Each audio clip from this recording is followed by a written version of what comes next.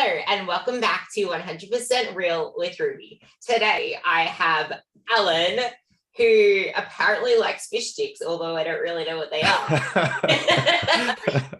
But it's protein, so there we go. But he is amazing at putting the complex into the simple, which something I've been doing over the years as well, which you've noticed on my Instagram, is everything's really simplified. And I used to be the one complicating everything. And over the years, realized that it's this simple shit that people need to hear over and over again. So we're going to be talking about behavior and action-based stuff that will actually help you not only get unstuck, but get you the results and keep you the results.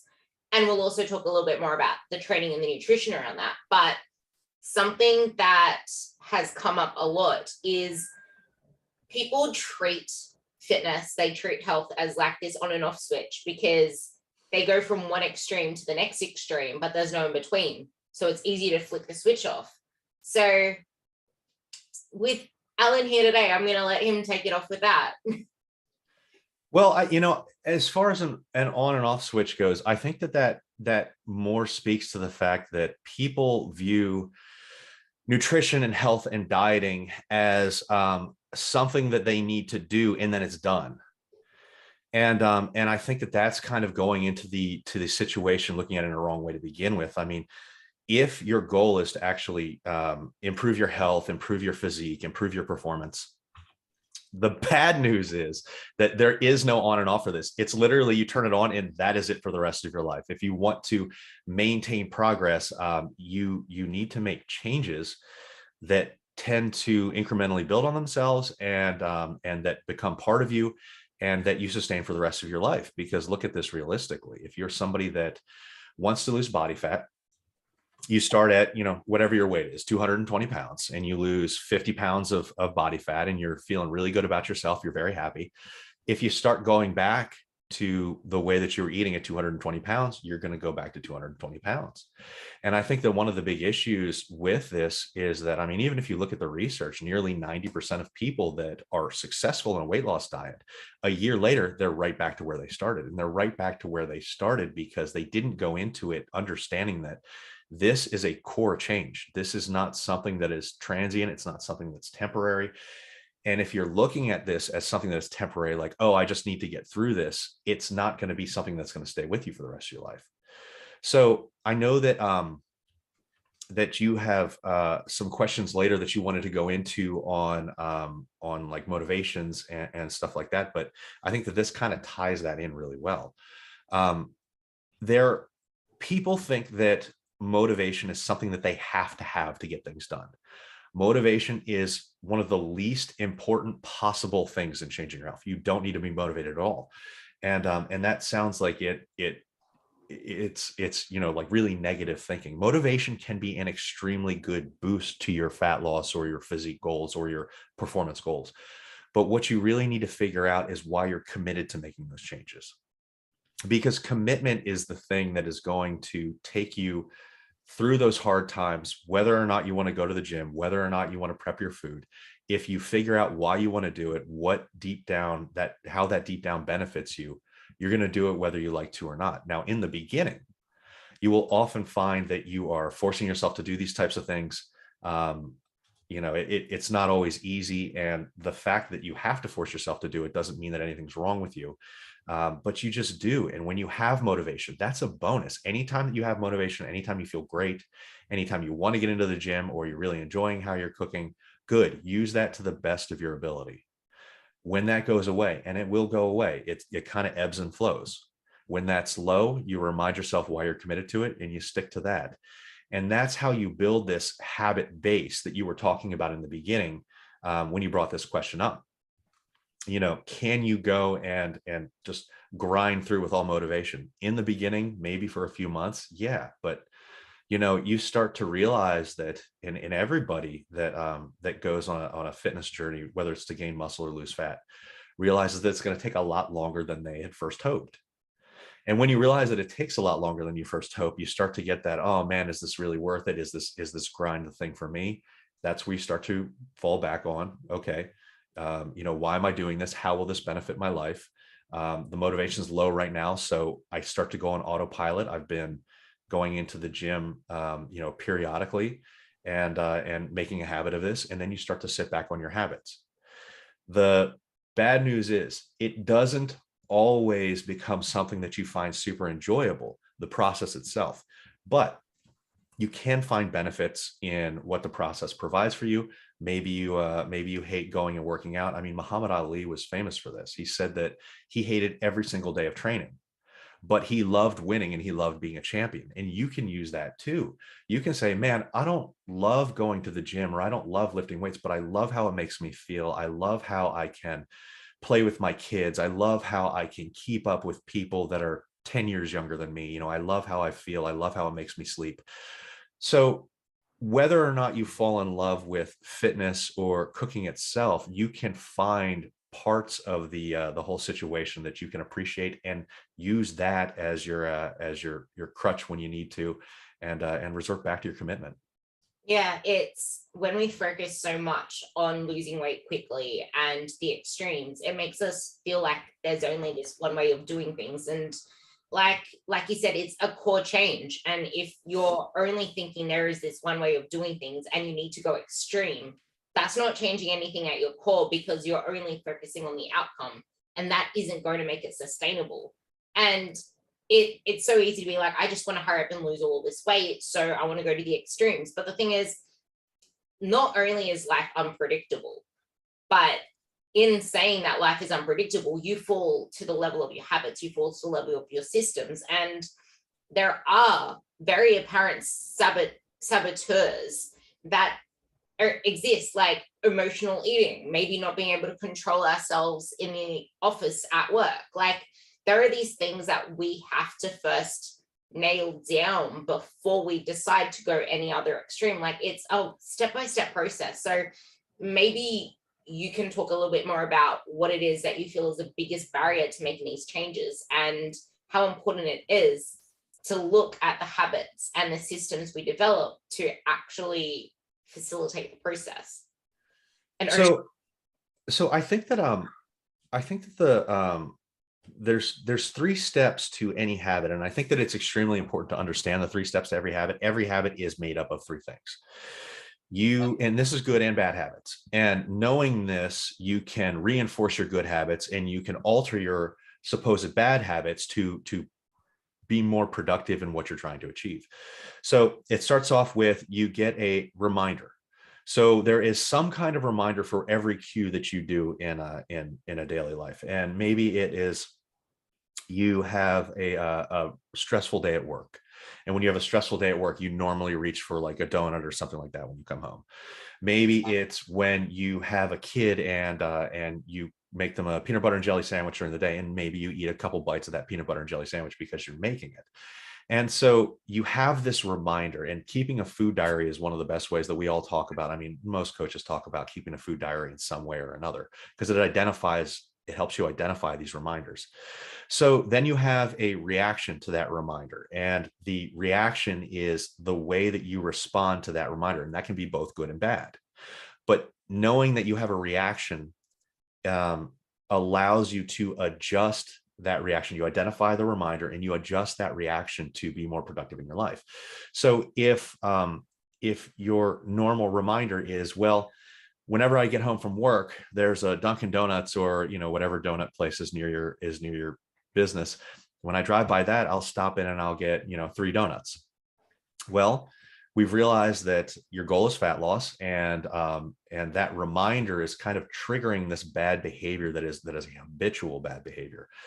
So you change things up. You might be able to change the way that you go back home from work. You might be able to change what you reach for instead. So you start to bring an apple to work, and then you start eating an apple on the car ride home, and that alleviates that craving that you have for the donut. And that essentially changes the reward for that reminder. And if you change the reward for that reminder, it allows you to build a new set of habits. So you take that anatomy of a habit and you make it work for yourself. And if you didn't know how that was built, you could feel like you're struggling and have no way to go. You're like, you know what? I drive by that Dunkin' Donuts, or I drive by that Krispy Kreme, and I just don't have any answers. And I don't know what to do there. Well, if you start looking at it as, okay, well, what's triggering it first off? How can I respond differently? And how can that new reward reinforce a different type of habit? I think that that's really beneficial, when trying to adjust these things, because if you don't know that, you feel lost completely. You need to first become aware, and above all, it, it's a lot of it's a lot of struggle for people to take ownership of these things, because we like to like push it aside and say, oh no, that's a failure, or we like to be in denial and say, like, whatever it is that we want to blame it on, or say, oh no, there's probably something, like when we do want to take ownership, it's like, oh, I need to find the root cause of this. And then we try to dig deeper into who we are, who we were, and try to like get a long history of everything instead of looking forward to like, where can we be? Just stay in the now. Look at what you just did. And something that I keep saying is, you need to have an if then process. It's like, know where you might trip up, but that isn't enough, because you need to know what to do if you were to trip up. What's an alternative that you can do? But something that we both talk about is that we are going to fail. And if you haven't listened to my first episodes around like episode 101, 103, something like that, I talk about the habits we have now as cables in our brain. They're really thick cables, and that's what the electricity is going through. And it's going like, they're stagnant there. It's almost like when you have like vessels and blood vessels and nerves in your body, like they're stagnant there. If you keep passing the signal through there, they're going to stay strong. And you have to actually start to form new cables. And it takes a lot of repetition, a lot of practice, a lot of energy, because electricity is energy. So yes, you're going to have to put energy goes where focus flows. That's where you need to go. And over time, it's going to get bigger and bigger. These may start to shrink, but they're never going to go away. So I actually have that's a good analogy. And I actually have one too that I use with my clients. And I think that if people can kind of hear these different ways, they can kind of get an idea that works for them, right? Because maybe some works for some people, maybe some works for another. What I like to discuss this as is cravings. We're normally talking about cravings, right? Because usually it's controlling hyperpalatable foods that people really want to eat, and that's often what throws people off, right? And so what I like to do, and I actually did a YouTube video where I broke this down last week, where I talk about cravings as a kid throwing a tantrum. And so when you have a kid throwing a tantrum, if you have a child and they're losing their mind and they're throwing a complete tantrum, the answer to the tantrum is not to give them what they want. Because if you give them what they want, that teaches them that the tantrum works. That teaches them that if they want the donut, you're going to give it to them. So there's multiple ways that you can address that and just treat it as a child throwing a tantrum. You can go cold turkey. You can say, okay, well, I'm going to wait 20 minutes and I'm going to give this some time, and maybe the tantrum will calm down. And in most cases, it does. In other cases, maybe the tantrum doesn't calm down. So you break out a list of substitutions. And this is something that I'm sure that you work with. This is something that I work with my clients. And I will ask them, okay, I want you to make a list of 5 substitutions. These are activity substitutions. They can be food substitutions, but I would like at least the majority to be activity substitutions. So when you have a craving for a specific food, figure out some things that you can do, and they must be readily available. You must be able to do them. They must be either enjoyable or productive in some way, and they must mean something to you. So if we have a list of 5 and they carry this in their wallet or on a notepad on their phone, anytime they have that craving, they can wait the 20 minutes. They can look at this substitution list, and they can say, okay, well, I decided that when I'm having these cravings, I can either do some work, because that work might not be fun, but it might be productive, and then de-stress my life later because I'm getting it done. You could read a book, you could play video games, you could go for a walk, which also increases your NEAT. So double bang for your buck. But the important thing is that you have these options ready, because if you don't have these options ready, when you have that craving, you're going to be in an extremely emotional type of situation. And in extremely emotional types of situation, you will not think straight. And that's not you. There's nothing wrong with you. That is just the way that it is. So, learn from, experienced people that kind of go through this day in and day out with hundreds of people, and figure out these tips and tricks so you can incorporate them in your life and make your life a hell of a lot easier. If you have these things written down, you won't forget it. You'll be able to pull these in. And over time, you start to change that reaction to the reminder that you're getting. And again, that's how you build new habits. I shared an audio to my story the other day, and there was a little clip in a podcast I was listening to that's like, people are so easy to switch on Netflix or switch on the TV and watch an hour or so of mindless TV, but they won't commit an hour or less to listening to a podcast or someone who's been through the things, or listening to someone talk about getting through things that they once struggled with, or someone who's already a master at that craft. And what I love about that is we have these soundtracks in our head. Like, a lot of the time we tell ourselves, oh, I can never have one Tim Tam. I have to have the whole Tim Tam tray, or Oreos. I don't know if you have Tim Tams there, but Tim Tams. We actually do now. I lived in, I think this, I lived in Sydney for a year in 2009. When I lived in Sydney, they did not have Tim Tams in the States. And now they started bringing them into grocery stores, and particularly in Hawaii, where we are, because I'm kind of halfway between the mainland and where you are. We've got Tim Tams everywhere, which is great. Yeah. Maybe not for my clients, but it's great for me. I never really liked Oreos. Oreos are bleh, but Tim Tams. Oh, they're pretty bland.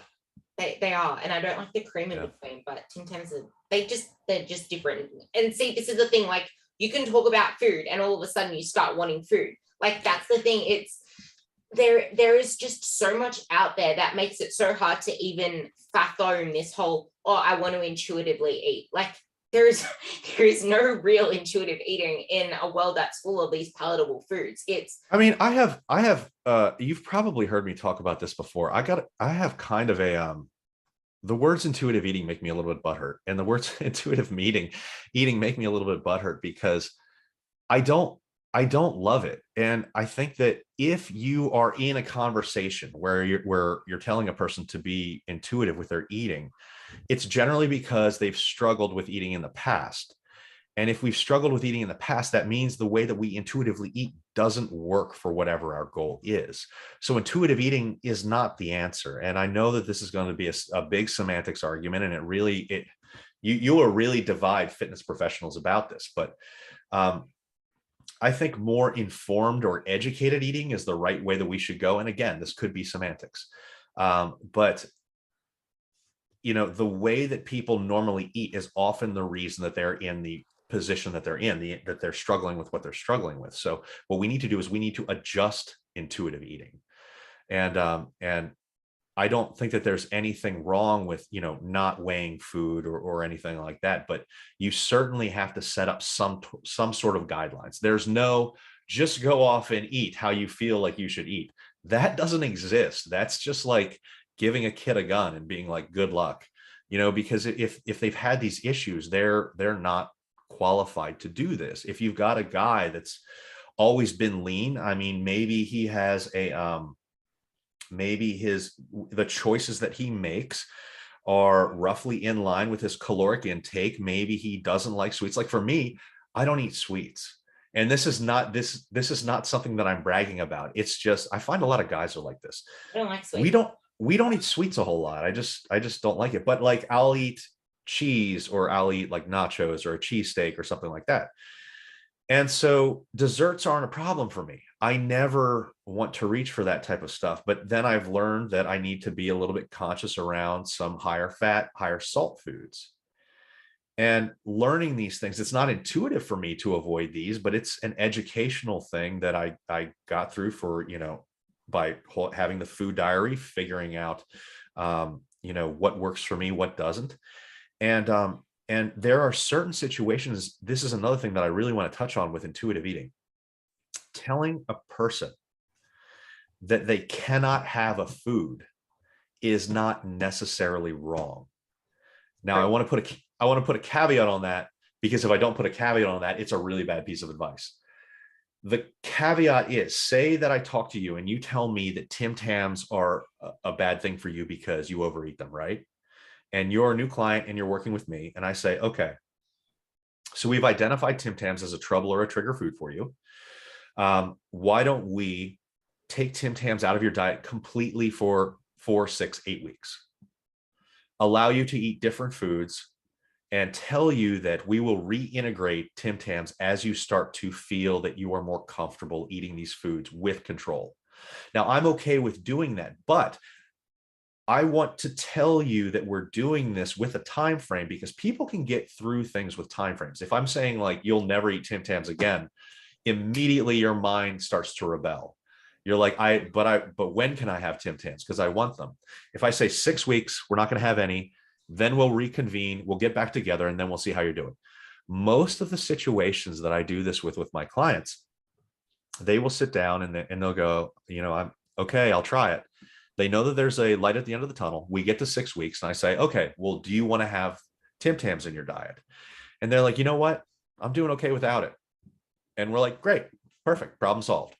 Now, if they want to bring it back into play, we can bring it back into play, but you want to bring it back into play in a controlled sort of environment. So they tell you that they are feeling better about it. They're feeling more control over the situation. They had their detox. It's kind of like a mental detox type thing, from the feeling the need to have it all the time.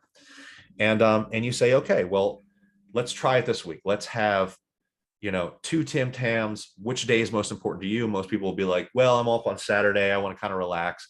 Have 2 Tim Tams that day. That's it. Write it down, enjoy it, and we'll move on. And most of the times those people will find that it increases their overall adherence, because they know that they're going to get those, and so they can stay away from those things at other times. And they're incrementally moving away from that situation where they don't have control over that food. And it's always great to see them get there. See, this is the thing where you need to know what advice is right for you, even when someone just says, just eat the donut, because there's so much shit out there that says if you have a trouble food or trigger food, you need to actually eat the food. Just have one. That's it is the absolute worst advice that a person can give. And anytime somebody says that, I'm like, this person does not actually work with clients. Anyone that thinks that you can take a trigger food and tell a person to just have one and then you'll be fine, you're completely ignoring the emotional and psychological mindset of the people that are having those issues. It's like telling somebody who's depressed, hey, just be happy. Okay, like I've had these issues for like 10 years. Like, you can't tell me just be happy. Like, let's work our way through this problem and then build there. And the way that I put it is, just have a donut is the end goal. That's not the answer. And if we're trying to pass just have a donut off as the answer, we're really doing a disservice to people, because we're minimizing how difficult that is to people. Now, it might not be difficult for, Captain America bodybuilder, like, I eat boiled chicken and broccoli for every meal, so just don't have that, or just get one and then you're fine. But like, for a normal person that has been fighting with this emotionally, and usually it's for years, people diet on and off the diet roller coaster. There needs to be a different way, and the different way involves, generally, in my opinion, a detox period of sorts, and then reintegrating that type of food, if they so choose, in a stepwise manner. See, the biggest thing here, which it's like my clients struggle with this a lot, is the actual communication. Like, you can't expect to fix your issues with the same mindset and the same everything that created it. Like, you have a coach for a reason. If you have a coach, you need to have that communication open to help you through these problems. Because if you're coming to a situation with everything you've already had and not having that outside help to get you through it with a different perspective, different mindset, different everything, you're going to keep repeating the same shit, because that's the soundtrack that you have in your head.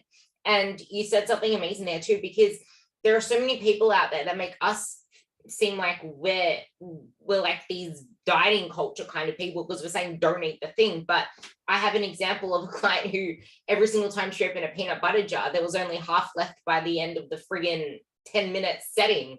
And it's like, well, let's just not have any peanut butter in your diet whatsoever. It's like, that is not restriction. That is controlling yourself until you can do more. And we didn't introduce peanut butter into a diet. The substitution was peanut butter, PB2, the peanut butter powder. And that's a great idea. The only time that the peanut butter came back in was about a year and a little bit later, where she literally could have peanut butter everywhere and not even want to touch the jar. There was a time she didn't even want peanut butter in her diet anymore because she was fine with having her other options. Like, it's not a physical thing, it's a mental thing. And you're coming to this situation with years of a dieting mindset, years of chasing fat loss. You need to give yourself time to be okay with that food. Like, you know me, you've known me for years, and you know that cereal was my weakness. There's cereal in the cupboards right now, and it's not locked up with a key. And I'm not even touching that cereal. Whereas before, if there was cereal in the house, I'd friggin' shovel it in my face. I couldn't have a little bit of cereal in my diet because I needed to have like a 300-gram bowl. And now I'm happy. I think so. There are certainly different types of cravings, and there is hedonic craving, which is the emotional type of craving that we're particularly addressing. And then there is physical craving, because maybe you're just physically hungry. And I like to point this out to people too, because it's a good way to kind of center yourself and understand what you're dealing with. And I've heard this, that I didn't make this one up, but I've heard this from a lot of different coaches, and I think it's very valid. Do an apple test. If you are sitting there and you're like, all you're doing is thinking about food, think about it and say, would an apple be something that I would want to eat right now? And would that solve my problem? If the answer is no, assuming you're not disgusted by apples, if the answer is no, then this isn't physical hunger. This is emotional hunger or hedonic hunger. This is, you are not craving food because you're hungry. If it's hungry, you've got hunger pangs in your stomachs. It's mostly located in your stomach. It's growling. It's kind of loss of focus when you're thinking. If you have hedonic or emotional hunger, this is located in the mind. You are focusing on specific food items. You are focusing on specific tastes. You're focusing on textures. You're focusing on an experience. You are not thinking any type of food will work. If any type of food will work, you're hungry. So have some Greek yogurt, have a protein shake, have, lean meat and veggies, have whatever it is. If you are, if you're saying only a brownie will fix this, well, this is an emotional hunger, and you're choosing that because of some reminder back to the habits and the cues that you get that we talked about earlier. You've gotten some reminder, and that reminder might have been your daily routine. It might have been maybe you had a stressful day. It might have been you want to celebrate, but maybe the celebration is not big enough to warrant actually having the donut. I mean, if it's your birthday or Christmas or a special holiday, yes, please enjoy yourself. But before you do that, say, okay, I know that this is a special occasion. I'm okay with having this. I plan on having 2 donuts, and that's where I'll stop. You made it before it was an emotional decision. Great, enjoy it. If this is a Tuesday, there is a difference between celebrating Tuesday and celebrating your birthday. So you really need to prioritize, how important is this to you? Is this a physical hunger, or is this an emotional or hedonic hunger? And if this is a daily thing, do you want to reinforce that hedonic hunger? And the first thing that comes to mind for me was, I had a client just last week that said he has problems because he cooks his kids' food, and every time he cooks his kids' food every single day, he eats some of the kids' food. Now, if your problem is something that you're doing on every single day, the answer is never have a bite and move on, because you're reinforcing a bad habit that you're dealing with on Monday, Tuesday, Wednesday. This is not, you got a promotion. This is not, it's my friend's birthday. This is not, it's the Super Bowl or the World Cup. There are special times that you can even go all out, because a single day of a ton of calories is not going to make you fat, just like a single salad is not going to make you thin. So look at what you've got coming up over the next month. Are there special days that I think that I really want to moderate less and indulge more. Nothing wrong with that. Do not get down on yourself after that happens. Do not be guilty because you looked at this, you made a plan. But at the same time, be realistic with yourself when you see, well, Brenda, who I don't really like from work that much, wants to go out for drinks. Now, not to be insulting, maybe have one drink, but that doesn't mean that you need to get, 3 or 4 flights of margaritas just because you're out with a colleague that, might not mean that much to you in your whole overall life. Yeah, it's, and also with the be realistic, it's be realistic with your percentage of consistency and your percentage of actually hitting the check boxes, because like your results are dictated on how many of those days you're gonna get a green percentage on, not a red percentage on. And I say this as well, I'm like, birthday, Christmas, Easter, I don't give a rat's ass what you eat on those days. They're 3 days in the year. The rest, take it as it comes, because you don't know when you're going to plan a holiday. You don't know when your kid's going to chuck a tantrum and you're going to have to like have a whole bloody Lulu dance outside of your house and get shit outside. I don't even know where that description came from, but I was thinking of a hula hoop. But it's like, you need to be aware of the fact that it's not it's the accumulation of things, and it's not an on or off switch. It's only because I made a tweet that I was going to put up today or tomorrow on this, but it's, if it can't be the best option or a great option, make it the better option. And if it can't be the better option, make it a good enough option. And that's literally what I wrote on my tweet, which will be up when this comes out. But like, it's not about being perfect. There is no such thing as perfect. And when people say, I just want to get this right, what does right mean to you? You're not going to get it. You're not going to get it right. You're going to fail. And I'm going to say that again. You're going to fail. But there's a difference between failing temporarily and failing permanently. Failing temporarily is part of a successful fat loss and fitness journey. Everybody has failed. I went all of 2021 with a broken neck and a partially torn MCL and ACL. I'm not progressing during that year. Now, 2022, things are starting to heal up. I will get back. I will start to do that. Now, what did I do?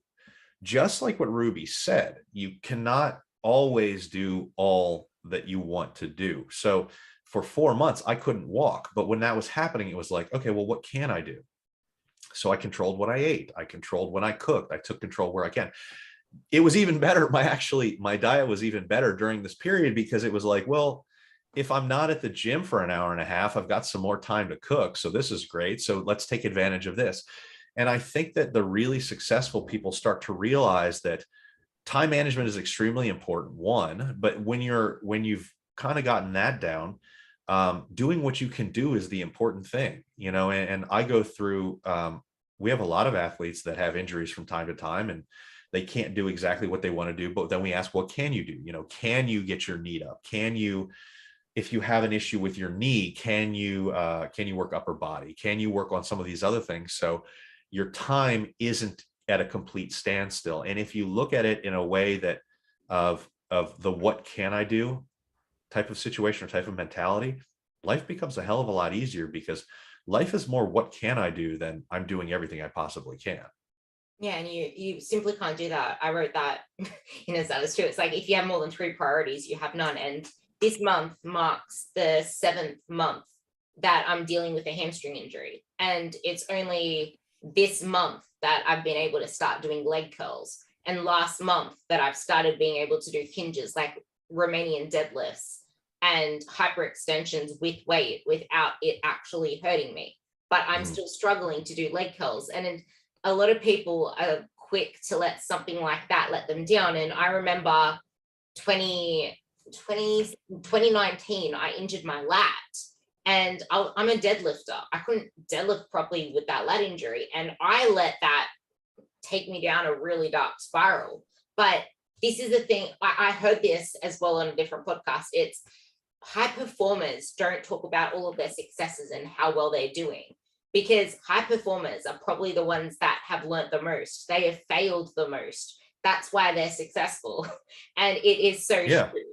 Like, Well, that's the other thing with what I was getting at with you will fail, but that doesn't mean that you failed permanently, because these people that end up being really successful, they tend to fail a lot, in the short term.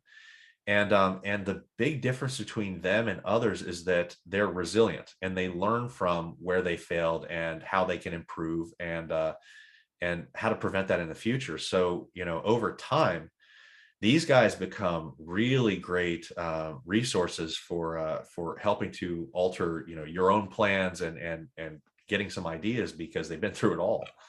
that goes back to what I said before. And honestly, take that advice. Like, yeah, you might want to tuck into Netflix, but it actually pays a lot of benefit to listen to people who have been through the thing or are where you want to be, talking about their like vulnerability and stuff like that. Like, it's not all what you see on Instagram. Dig deeper into what got them to where they are and listen to things that they say, like follow them. It's the whole thing is, if you want to get to this place, then you have to do the things in the process and learn the process in itself. But something else you said was, you need to have a high net to fall on. There's the patience that goes into this. There's the patience to learning from the failures. But something you do talk a lot on that I want you to dig into more, which I wrote down, is people who find it hard to be selfish and sort out their priorities.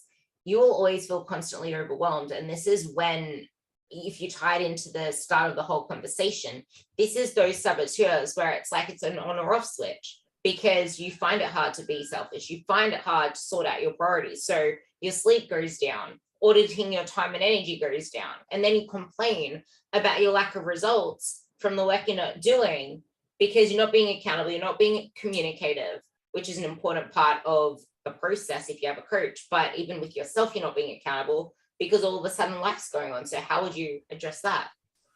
So I think that there are three common traits that people need to have, and you should sit down if you're somebody that is planning on hiring a coach, particularly if they're a good coach, which means they cost a decent amount of money. I mean, my rates aren't cheap, but they're not cheap because you get a lot, and I should be able to spend a lot of time with you. And I feel like Ruby's the same way, and any other good coach is going to be the same way. But there are three common traits that I would say that every person needs to have to start. And if you have these, great, then we move on to the next thing. So you have to be willing to learn. You have to be self-motivated. Notice what I said there. You have to be self-motivated. One of the issues that I find with a lot of people that sign up with coaches is they sign up because they believe that a coach will motivate them. That's not how it works. A coach cannot give you intrinsic motivation. A coach can give you some extrinsic motivation. We can praise you for what you're doing. We can point out the good things. But if deep down you don't feel a reason, or if you don't know a reason why you want to do this, it doesn't matter what a coach says to you. Those praises, the way that the coach can show you that you're progressing, that lasts weeks to months at best, and then just kind of fades away because it's not something that's important to you. Maybe hearing, "Oh, good job," is a nice little boost, but it just doesn't last. So self-motivation is key. And I know that a lot of people kind of take that in a bad way. They're like, "Oh, but I really want my coach to motivate you." It just doesn't work that way. The last thing that a person has to have is they need to take responsibility for their current situation. And that's not to say that you should be down on yourself, or that you should be ashamed, but you should sit back and look at your current situation, and you should say, okay, well, what part of this is my fault? Like, am I going out and am I getting, 8 drinks every Saturday night, and then 4 more drinks every Sunday, and then eating a pizza Sunday night? Like, if you can identify that, yeah, there's your problem right there, or at least a significant chunk of your problem. So some of these things need to be adjusted if you want to get where you say that you want to get with your physique and performance goals. But having said that, once you get past all of that, the biggest thing a person can do is work on mindset shift. And part of that is learning to say no.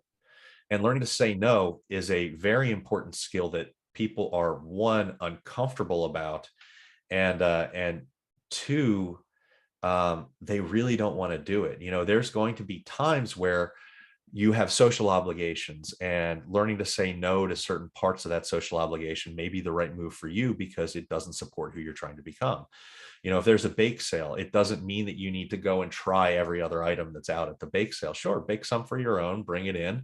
If you feel like you want chocolate, have a protein shake. You've now gotten something that's that's chocolatey, that allows you to quench that craving a little bit without going overboard, and go about that. And if you look at it from a mindset of empowerment rather than a mindset of restriction, that's where this really starts to take hold for people, and it becomes an intrinsic motivation, because that's what we want to move towards. We want this to be meaningful to you as a person. And so if you look at these foods and you're saying no, you're learning to say no to these types of things, but in your mind you're saying no because you're choosing to eat a certain way. You're choosing to eat the protein shake. You're not restricting yourself from having the donuts or the brownies or whatever it is. You're choosing to eat the protein shake because that's what you want to do, because that's what's supporting what you want to become and who you want to become.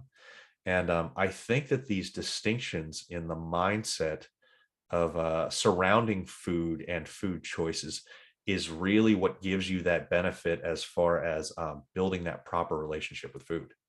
Because if you're always sitting there thinking, oh, I can't have that, or I can't have that, it's going to be a long road, man.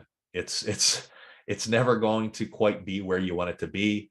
You're going to look at Deborah down the street, and she does not struggle because she eats, a grilled chicken salad because she likes the grilled chicken salad because it allows her to, have the body that she wants.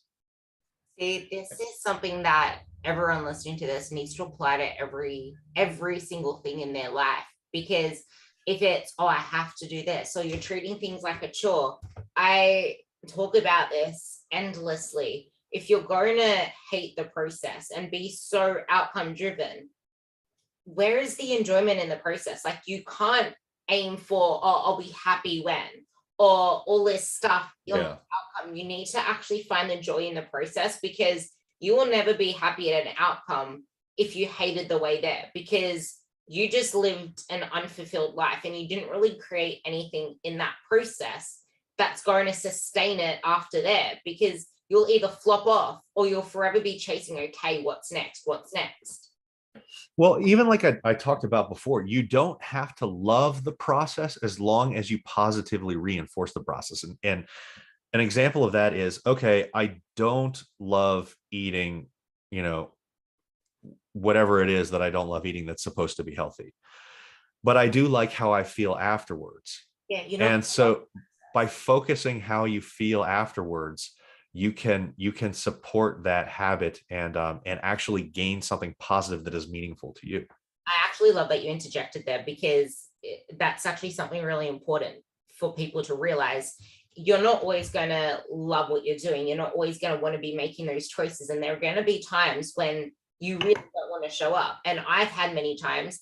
Allan has had many times. We're human. Like, we've had times where we struggled, and it's just less frequent now. But when we started, we would have had plentiful days. And I'm sure you can relate to that as well. But when we start, we are going to hate a lot more things than we enjoy, because we haven't yet attached it to how we feel. We haven't given it enough time to filter through. And this is where it's like, yeah, you can have that, like that, okay, this is really, really hard thing. But if you attach it to a purpose, which is, it's helping me feel this way, which then you link back to your life. I show up with kids better.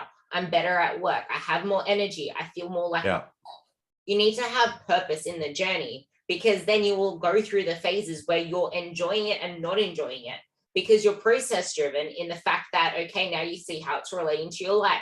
You just quit your job because now you're going to go for one that's going to give you a higher salary, or whatever they call it these days, because they don't pay freaking yearly salaries much anymore. But kind of tying this in, why is it harder with, like, because we were talking about the whole yo-yoing thing and being an on or off switch. Why is it harder to lose body fat the second time if we've dieted before? And why is it harder to then see the results if we keep going on this yo-yo loop and how can we tie that together with everything we just said? Well, I mean, it's harder from the aspect of, if you're leaner, losing significant amounts of body fat is always more difficult. Well, losing scale weight is obviously more difficult. You've got a lot more to lose when you're larger. So if you're coming back and you're slightly smaller, it's going to be less significant body fat. And a lot of people take that as, okay, something's not working right this time, because last time I lost 5 or 8 pounds every 2 weeks, and now I'm only losing two or four. And you've seen my my infographic that I put out there that shows the expected rates of weight loss, and I put that out there because I want people to see, if you're doing this correctly, you're probably losing a lot less weight every week than what you thought you would. Now, going into this a second time, it almost depends a lot on the situation involved. Maybe you didn't have that much time at maintenance before you decided to go back down and into it. Maybe you have more stress that's going on. Maybe you have greater expectations for yourself, and all those can add in. From a calorie perspective, going in and dieting again isn't technically harder outside of some of the differences that metabolic adaptation makes. So if you're a slightly lighter person, your energy requirements are lower, so you're going to have to take in less food. But that comes with the territory of being a leaner individual. If you hadn't taken enough time off in between, and this is a big issue with people that are chronically trying to lose weight, if you hadn't taken off enough time in between your attempts and you stay relatively low, certain things like your NEAT, your non-exercise activity thermogenesis, which means all of your movement during the day, will stay low. It'll stay depressed. Your hunger will stay ramped up. And so what these people find that are in this chronic yo-yo dieting or roller coaster dieting up and down is they never allow their bodies to feel comfortable enough to say, okay, I can start burning some extra energy without even thinking about it. I don't need to crave foods quite as much. And the outcome is that these people basically become sedentary. They just sit on a couch and then they crave food.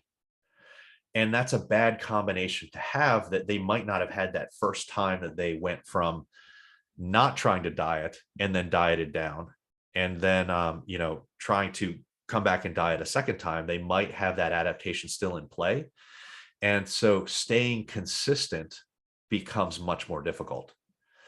So the answer is, if you're in one of those situations, I find that if people that you're working with are in a chronic diet type situation, I actually have these questions in my intake forms. When was the last time that you dieted? For how long? And what did you get out of that? What did you experience? And if they're telling me that they struggled, the best answer a lot of times is to bring that person to maintenance for 2 or 3 months and let them just work on performance. Guys, he said months, not 2 or 3 weeks. Like, months. People go into it and a couple of weeks, like, can we go into fat loss phase now? Yeah, and it's you're going to slow yourself down. And actually, one of the ways that I talk about this with people is, do you want me to make this Australian relevant? Yes. Okay. So you live in Sydney. You want to drive to Perth. You don't get in your car, and you don't get in your Holden. And I'm making this as Australian as possible. You don't get in your Holden and fill it with petrol and then go 120 kilometers an hour west and hope to get there as fast as possible. What's going to happen is you're going to run out of gas, and that car is going to break down, and you're going to be in the middle of the outback, and there's going to be a whole bunch of weird people that are not really going to help you out there. And kangaroos. And kangaroos. And so what you're going to want to do is you're going to want to stop at, what's an area between there? Is it Alice Springs is between the two roughly? Yeah, Adelaide. So let's say that that's a midpoint in your journey. You go there, you stop, you spend 20 minutes getting petrol, and then you get back on the road and you go. Now, what we do when we're dieting is we look at that and we say, oh, I'm stopped. Nothing's happening. This is terrible. Something's happening. You're refueling and you are getting ready to get back on the road and make it to Perth. If you try to gun that engine all the way from Sydney to Perth, you're going to destroy your car. So be smart about this. Look at your maintenance phase as I am getting gas and I can't get gas super quickly. I need to let it fill the tank, and filling the tank might be 2 to 3 months. 2 weeks generally is not enough to have a full reset of that. But during that time period, it's not wasted. You will be working on those habits that we talked about. We will be working on the consistency that we talked about. We will be working on strength and performance. And you might even build a good bit of muscle during that time period, particularly if you're new to training. And so none of what you're doing here is a waste of time. It just doesn't feel like you're moving in the exact direction that you feel like you should be moving immediately. But you came in with a situation that wasn't optimal for moving. You came in with an empty tank of gas. And so you are addressing that empty tank of gas, you are filling up, and it's going to take time. Now, one of the biggest issues that I find when we start going into this, and I'm trying to figure out a formal way to work around this. When I tell people that we're going to put them at maintenance, what people hear in their mind is, you can eat like an asshole. Really? Because we're not in a cut. I get that. So, oh my God, you're going to get fat. Yeah. And if you're at maintenance, you're not getting fat. If you've been in a chronic dieting situation, you may go up 5 pounds, maybe 8 pounds at most, if it's done correctly. However, that's not body fat. Your body is refilling with muscle glycogen stores. You're holding on to some water because you now have more fiber and more carbs in your system. You're getting stronger. This isn't fat. You're going to shed that immediately the second that you get back down into a cut. But you need to come to grips with the fact that living a life in a permanent cut is not only realistic, it's really bad for your health. And so sometimes coaches like Ruby or I will look at the situation that our clients are in, and we'll know that 3 months at maintenance is the right move for them. And it's problematic to get a person to look at that and say, okay, I want to be at really high adherence for this maintenance, because maintenance to people says we're not doing anything, but we are doing something. And being at maintenance and learning to be adherent and consistent is extremely important, because that's what allows you to get back on the road. It's also built like, it's not the fact that all of a sudden you failed because you're not focusing on fat loss anymore. This is where you really need to, like, I heard an analogy the other day. It's like, if you're just going to do eating less and all this cardio as your approach, that's just like running the engine. That's already a really small engine where you haven't spent any time actually building a bigger engine to have more capacity. That's only going to take you so far, and you probably won't even make it to Adelaide to start with. So especially in a freaking Holden these days, like smashed up, like, come on. So you need to actually build that engine first, and this is where you actually focus on building strength. You focus on eating enough for long enough and building muscle for long enough to actually have a bigger engine to take you further. And it becomes a lot more effortless. Like, these graphics, these whatever is out there that says you're going to lose, like, you can lose this much every single week. That shit is not applicable to you if you've been a chronic dieter.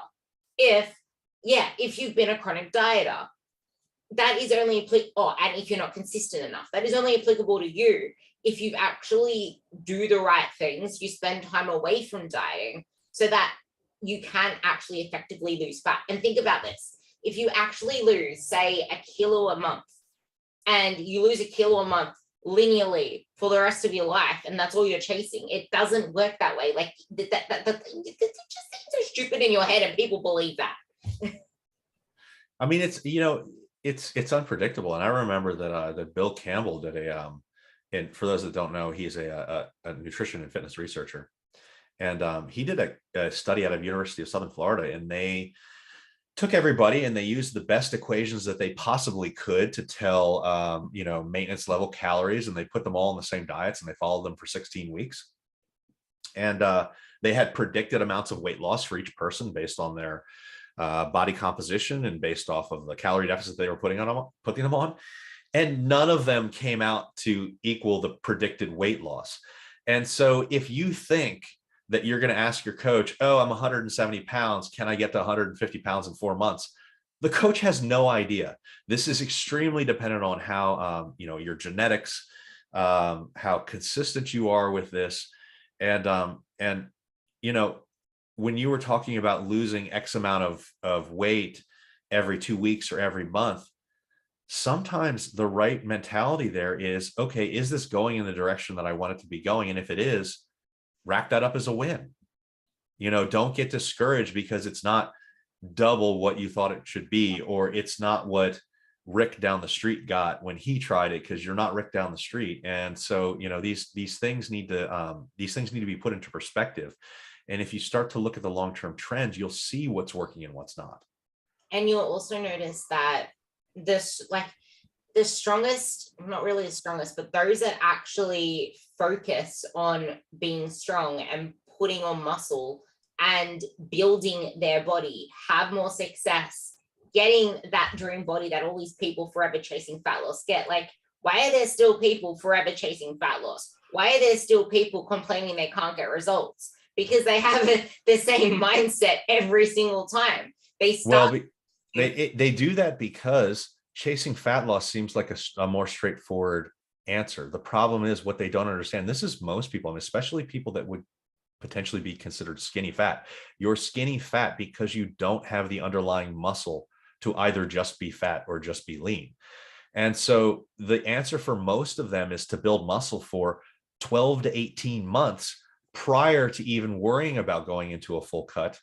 And it seems too long, and it seems counterintuitive, and it seems like, and I can guarantee you that a lot of people will feel like they look worse before they look better. And it can be very scary, particularly for females, to see the scale go up. And that's not being sexist. That's just personal experience. And maybe you have a different personal experience. Maybe you see the men that are the, ones that are like, oh no, the scale's going up. But that's perfectly fine. So it's an individual thing. But one of the things that people need to realize is that this idea that you have of this beautiful body that's lean generally has a significant amount of lean muscle. And that's what's giving that body shape. And so if you have never really worked out before, the proper answer is to put you onto a muscle building routine for 12, 16, 18 months prior to even worrying about cutting down. And very, very few people can wrap their heads around it, because all they do is they're like, I'm looking worse. I don't think that this program works. And the majority of people will ditch out way before they see the benefits that they would have seen if they would have kept going.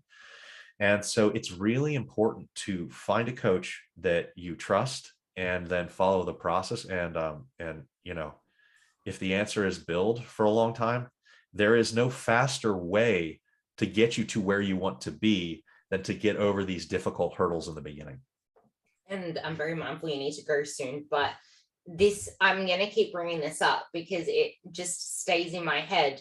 I know people that are very uncomfortable. Well, I know a couple of girls that are very uncomfortable about feeling tight in freaking work pants and jeans, which are bloody restrictive as they are. Like they're not made for the female body in general. And then you see my legs. I'm saying this to you because you actually can, you've known me from the days I looked like a friggin' God knows what. But it's like, I want lean legs like you, Ruby. And my legs look lean. They have striations in them. And people think that they need to diet their way there. But what you don't see is I spent years powerlifting. I spent years lifting heavy ass weight for many reps over a consistent period of time to build muscle. I've been bigger. I've been fatter, so to speak. I've been heavier. I went through those periods to get to where I am now. My legs aren't lean because I dieted my way here. It was the dieting that actually stopped me putting on muscle for freaking like 2 years of my life doing comp prep. I actually lost muscle in that process. It's when I came out of that to do my powerlifting that my legs truly changed. Well, this is a good time period, I think, and I think that women should be focusing on this in particular. Thick is not necessarily a bad thing now. And so getting some new clothes to make yourself feel more comfortable when you're doing a build is probably a good idea. Um, and remind yourself that this isn't the end goal. This is just the path to get to that end goal. And it's just, if you're with a good coach, they'll tell you this is the fastest way that we can possibly get there, the most efficient way that we can possibly get there. And really accept that, because it's going to make your life a lot easier to just say, okay, I'm going to go through this. I know what this is going to feel like. I'm going to feel like I'm eating way too much food, because even I'm 235 pounds and I always feel like I eat way too much food when I'm trying to gain muscle. It's almost nauseating at times. And that's when you're trying to change where your body wants to be, it can feel like that. And so you buy some roomier clothes, and you come to grips with that's the way that it's going to be for a while, and you keep your eye on the fact that this is part of the plan. This is where I want to go, and it makes it a lot easier if you accept that in the beginning. I love that to pretty much sum up everything we said, but I'm going to quote one of your infographics to sum it up on a different note, and that's accept that you will fail. It's not you may fail. I'm changing that word. Accept that you will fail at any goal, fitness, fat loss, whatever it is in the short term. Fail fast and fail quick, because then you'll start to learn, and you'll be able to reroute yourself and gather the confidence to reroute yourself while you still have that initial motivation, because it doesn't mean that you're not improving in that process. You're improving every single time you reroute yourself from failures. Well, and also I'm a big proponent of people getting coaches, because I think that a lot of times when people feel like they failed, they didn't really fail. I'll have people that have worked with me, and this happens so often. I do a lot of big transformation body comp changes. And so I'll have people that'll lose like 50, 60 pounds, and then they'll have a week that's very difficult and they'll gain 4 pounds back. And they'll be like, it's over. I've ruined it. And I'm like, this is fine. And they're like, why aren't you upset? I'm like, because it's going to happen. Like there's no situation in the world where you're not going to go up in weight at some point, and it's going to happen multiple times. The important thing is how you react to this. And let's look at what you did. And when we go over what they had done and where their practices were, a lot of times, and obviously you're going to have to address this with your clients based on your relationship with your clients, but I tell my clients, and I prep them for this ahead of time, I'll be like, you screwed up here, here, and here. Now, I say that after having a conversation with them where I've told them, I'm going to tell you where you screwed up. But I'm telling you this because I'm on your side. I'm your partner in this. And I want to point these out so we realize where we're getting our trip ups. And then you and I will sit down together and we will brainstorm. Okay, you did this, this, and this. Would you, given another chance, moderate this in some way? Would you change this up in any way? And if you're going through these screw ups and you're doing that, then you're learning progressively on how to adjust this for the future. And so having these screw ups is sometimes a good thing because it bulletproofs you for later in life, because there's going to be a point where you don't have your coach and you'll be like, oh man, I went through this with my coach. And yeah, I remember I should have done this, this, and this. And then you start to make those notes and you make that change from then on. And so failure is a thing that I think a lot of people look at as a permanent type of situation, but failure never needs to be a permanent situation. Failure is only permanent if you quit. Yeah. Otherwise, it's a learning experience. And you said this in your list of what makes a great client, and that's you need to be willing to learn. You need to actually be willing to learn. Like if you see that you have these failures and you get the screw ups pointed out, instead of not having a response and not trying to work through them, which a lot of people would just avoid or blind eye, you need to address them and get uncomfortable sitting with them so you can work through them, because the more you avoid them, they will keep showing up until you work through them. So yeah, and I think that it's important too, in defense of clients and people working hard everywhere out there. I think it's important that the coach be empathetic and non-accusatory. But I work this, I mean, I'm kind of a gruff guy. I work this with the same way that I work with my buddies. And I'll be like, okay, dude, you fucked up here. Let's fix this. Let's figure out how we can make this work for you. And then the client should have some back and forth. And as long as you're both working towards the same goal of improvement, you can always come together with a solution. And yeah, sometimes you're going to say, you know what, it was a big celebration and I don't feel bad about how I ate. And then you're like, okay, as a coach, I'll say, okay, well, are you okay with gaining 2 pounds then, or a kilo then? And they'll say, yeah, I am, because I don't normally eat like this, but it was a celebration. And I'll say, perfect. This is exactly how we build a good relationship with food. You gain 2 pounds. You are okay with your actions because you thought this out. And now we will move on and you will lose that kilo again. And so as long as your actions and your expectations are in alignment, there is absolutely nothing wrong with that. And sometimes that's the case, and if Christmas comes around and you gain 3 pounds, it doesn't matter. There's not much going on. There's not much going on in the rest of January. We'll lose it. Yeah. So getting that third person perspective of, let's figure out if this is a screw up. If it is, let's review the situation that happened. How would you change it up, given a second chance? And then we learn from that. Yeah. You can't fix a problem with the same mindset that created it. Well, if nothing changes, then nothing changes. So if you don't change, your physique, your performance, your mindset, your happiness, your confidence won't change. And I think that a lot of people go into this thinking, I want to be able to get everywhere that I want to be. And, I've heard coaches say, just have one and move on. And I don't feel like I should have to give up any foods that I really enjoy. That's a half truth. You don't have to give up any food. There is technically no food that is restricted or should be restricted in any healthy diet. As a general rule, for certain people, you might find that, yeah, I cannot control myself around potato chips.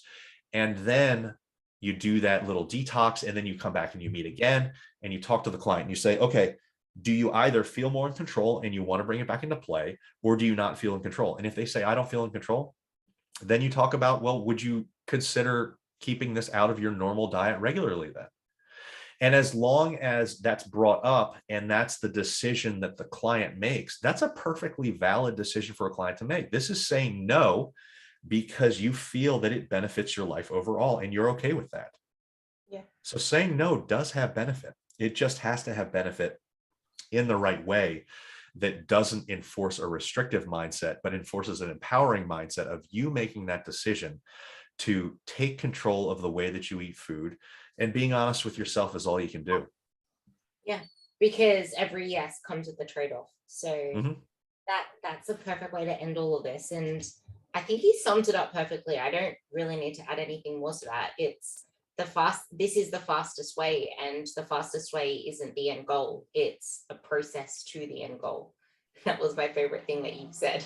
Yeah, sometimes be okay with stopping to get gas. You're going to need petrol to make it all the way across the country. And it's still the fastest way, because otherwise right. Yeah. It doesn't feel like the fastest way, but it is the fastest way. And that's the true meaning that needs to be pushed here, because, taking your car until it just is broken down on the side of the road doesn't benefit anybody. Yeah, exactly. That's the best way. So I'm going to leave Allan's Facebook group down below and his Instagram down below as well. And if you liked this, give it a little rating above as well, and go and actually review your actions and your behaviors and ask yourself if they are serving you or if they're keeping you repeating the same pattern over and over again, because nothing changes if nothing changes. So with That's that, right. Thank you for coming on, and I will talk to you all, and you will all listen to me soon. Thanks, Ruby.